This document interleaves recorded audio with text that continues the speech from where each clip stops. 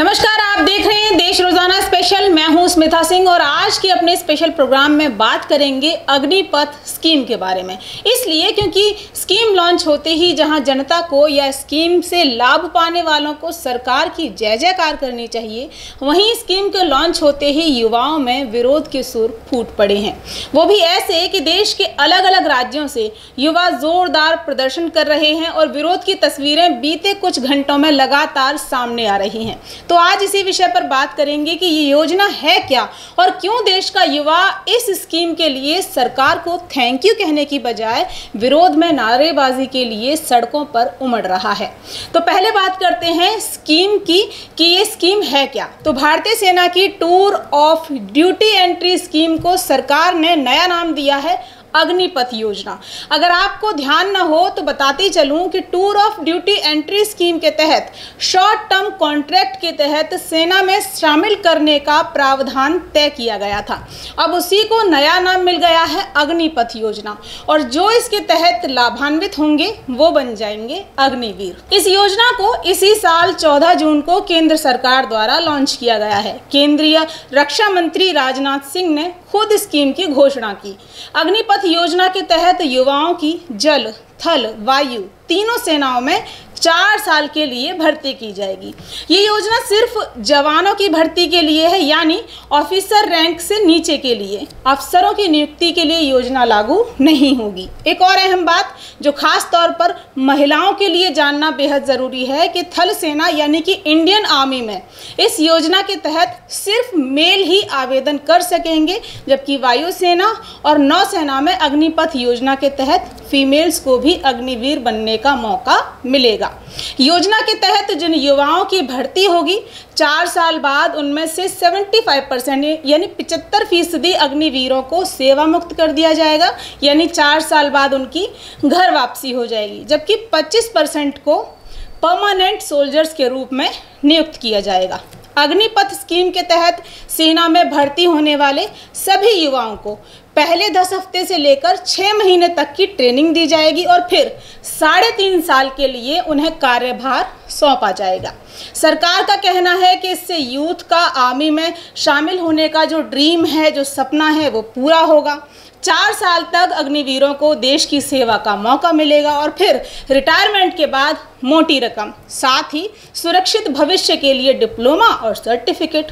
इसके अलावा 4 साल बाद जब ये युवा अग्निवीरों के कार्यभार से मुक्त होंगे तो कॉरपोरेट समेत दूसरे सेक्टर्स में काम करने के लिए भी उन्हें मदद सरकार की तरफ से दी जाएगी। कहा यह जा रहा है कि इस योजना के शुरू होते ही तीनों सेनाओं में पुरानी भर्ती प्रक्रिया जो है वो प्रभावित नहीं होगी, ना ही शॉर्ट टर्म सर्विस कमीशन के तहत होने वाली नियुक्ति का इस पर कोई प्रभाव पड़ेगा, क्योंकि ये योजना सिर्फ जवानों के लिए है। यानी हो सकता है कि परमानेंट सोल्जर्स की सिलेक्शन का जो प्रोसेस अभी तक चल रहा था वो भविष्य में खत्म हो जाए।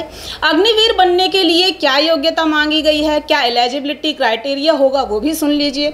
अग्निपथ के तहत सेना में भर्ती के लिए आवेदन करने वाले की उम्र 17.5 साल से लेकर 21 साल के बीच होनी चाहिए, यानी इस एज ग्रुप के लोग ही आवेदन कर सकेंगे। साथ ही साथ कम से कम 50% अंकों के साथ आवेदक ने 12वीं पास की हो। इसके अलावा तीनों ही सेनाओं में भर्ती के लिए अभी तक जो एलिजिबिलिटी क्राइटेरिया था, जो योग्यता मांगी गई थी, वही आगे भी निर्धारित रहेगी, वही फॉलो की जाएगी। जहां तक बात है अग्निवीरों को मिलने वाले वेतन की, तो शुरुआती वेतन 30,000 रुपये प्रतिमाह रहेगा, जो दूसरे साल में 33,000 रुपये प्रतिमाह हो जाएगा और तीसरे साल में 36,000 के ऊपर हो जाएगा और चौथे साल में ये वेतन 40,000 रुपये प्रतिमाह हो जाएगा। हाँ, इसका जो 30% हिस्सा होगा इस प्रतिमाह वेतन का, वो सेवा निधि के रूप में सरकार अपने पास सुरक्षित रखेगी और हर महीने उतनी ही रकम यानी 30% सरकार भी हर अग्निवीर के फंड में डालेगी। 4 साल बाद अग्निवीरों को 10 से 12 लाख रुपए की राशि सेवा निधि के रूप में दे दी जाएगी, जो कि एकदम टैक्स फ्री होगी, उस पर कोई टैक्स नहीं लगेगा। यहाँ आप इस बात को अच्छे से समझ लीजिए कि सेवा निधि मिलेगी, पेंशन नहीं। पेंशन और सेवा निधि में फ़र्क है। पेंशन नहीं मिलेगा, सेवा निधि मिलेगी और सेवा निधि में वही 30% रकम जो हर महीने अग्निवीरों की सैलरी से कटी थी, सरकार 4 साल बाद उसे डबल करके आपको सेवा निधि के रूप में वापस कर देगी। साथ ही डिप्लोमा सर्टिफिकेट भी देगी ताकि अग्निवीर रह चुके युवक 4 साल बाद किसी अन्य सरकारी या फिर गैर सरकारी संस्थान में काम करना चाहें तो कर सकते हैं। इसके अलावा अन्य सहूलियतों की बात करें तो अग्निवीर के रूप में सेना में शामिल हुए सभी युवाओं को 48 लाख के नॉन प्रीमियम इंश्योरेंस कवर की सुविधा मिलेगी, यानी उसमें आपको कोई प्रीमियम नहीं भरना होगा। ड्यूटी के दौरान यदि अग्निवीर की मौत हो जाती है, खुदा ना खास्ता, तो 44 लाख रुपए की अनुग्रह राशि उसको दी जाएगी। साथ ही 4 साल की अवधि तक का वेतन और सेवा निधि में दिया गया जो भी धन होगा वो भी दिया जाएगा। अगर सेवा देने के दौरान अग्निवीर का कोई अंग क्षतिग्रस्त हो जाता है, दिव्यांग हो जाता है, तो उसे उसी आधार पर मुआवजा भी मिलेगा। वैसे तो सरकार का कहना है कि केंद्र व राज्य सरकार इन युवाओं को रोजगार प्रदान करना सरकार की खुद की प्राथमिकता मानेंगे।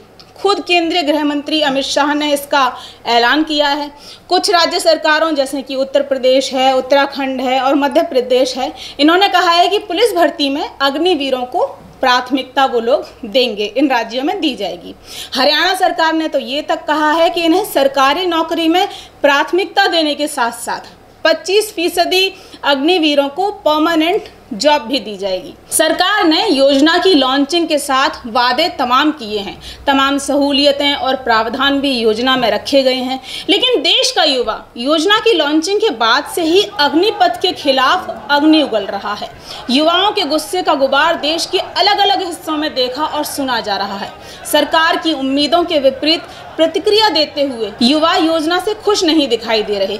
वो इतने खफा हैं कि आगजनी, लाठीचार्ज, पथराव जैसी खबरें लगातार बिहार, उत्तराखंड, राजस्थान, दिल्ली और हरियाणा में देखी सुनी जा रही हैं।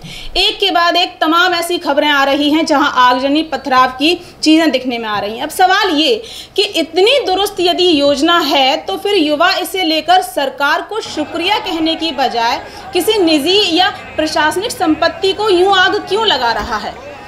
क्यों ऐसा करने पर वो आमादा है कि वो पुलिस के जो बल हैं उनसे झड़प कर रहा है, दंगे कर रहा है, अपनी ही जान को जोखिम में डाल रहा है, सरकार के खिलाफ इतना आक्रोश दिखा रहा है?